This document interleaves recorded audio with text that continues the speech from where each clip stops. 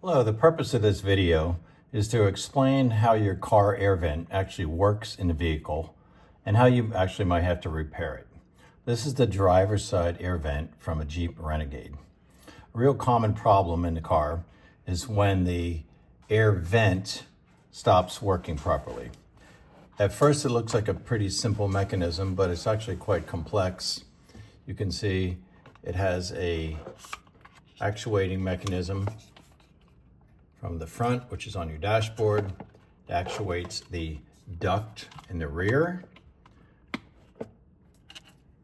and that may or may not be functioning. You can see the actual duct that comes from the air conditioning unit, and this is the complete vent. Now we'll discuss how you might repair it.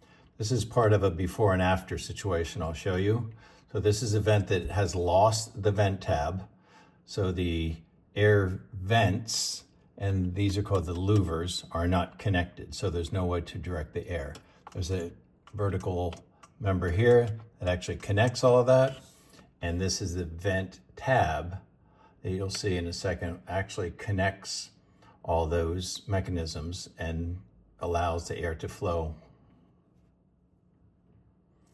The vent tab patent allows us to simply insert the vent tab on this louver. There's usually 5 of them, and it's the center one, where you simply place the vent tab on the louver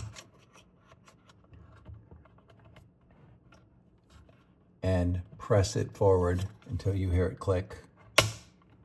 And now you've completely regained functionality of the vent.